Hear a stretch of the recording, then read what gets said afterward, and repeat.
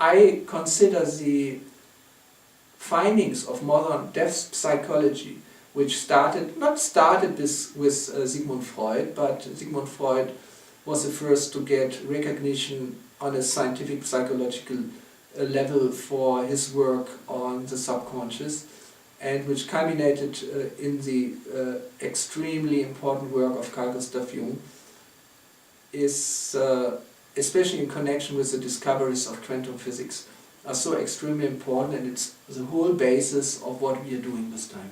Carl Gustav Jung was also fascinated by a concept, an abstract concept, which is very important in modern science, especially in modern physics, which is called energy. Energy is not really something which you find or you directly observe in reality, but it's an abstraction of processes, underlying processes which are taking place. But this idea of an energy which acts within this world is so fascinating to the people that whole modern sciences, physics, it's based on the term of energy. We have gravitational energy, we have energy of heat, we have kinetic energy of movement, which is all completely different processes, but we recognize an dominating underlying principle, abstract principle, which we call energy.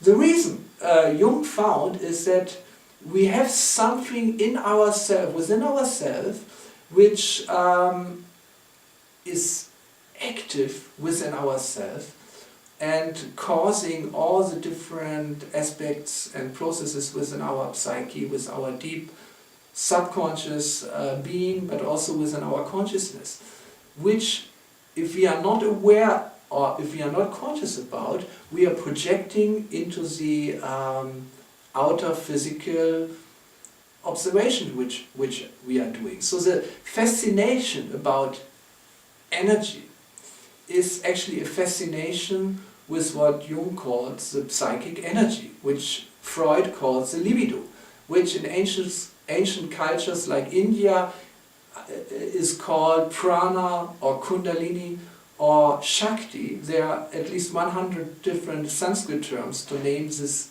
life energy, or which in the Chinese culture is called qi.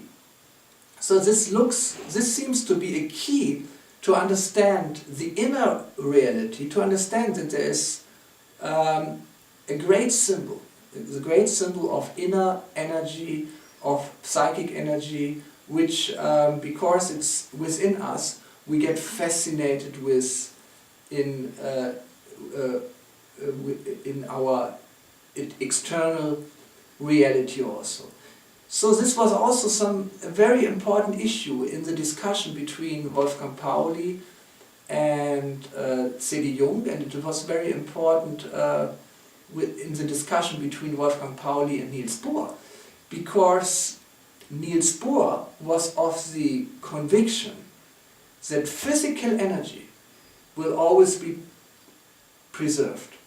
There is a law in physics which is the preservation of energy, the first law of thermodynamics. But there is not only physical energy, but the origin of it, the psychic energy within ourselves, or the resemblance of it. So if we have two energies, outside the physical energy and inside the psychic energy, again we might come, if we reflect on it, to the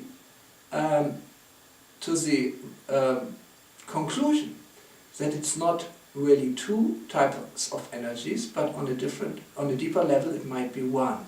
So at least we have to consider that physical energy might be able to be transformed into psychic energy, or psychic energy, psychological energy, it might be possible to have it transformed into physical energy. So this was an important question, and Bohr answered it in a certain way. But we are very much convinced that psychic energy can be transformed into physical energy and vice versa, and that this is actually going on constantly, especially on a microscopic level, on the level of quantum processes.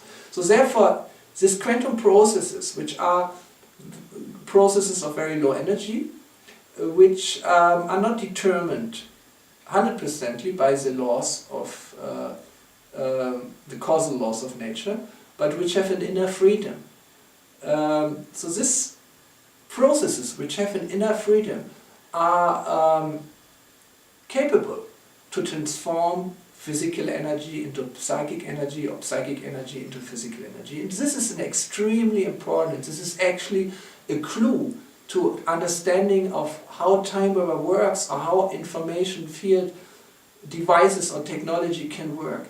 That if someone comes to a doctor, or someone comes to a consultant or a coach or to a priest because he has a problem, it means that there is some within himself, there is a very strong psychic energy which cannot reach the surface of our consciousness, because it is suppressed under the surface of the consciousness.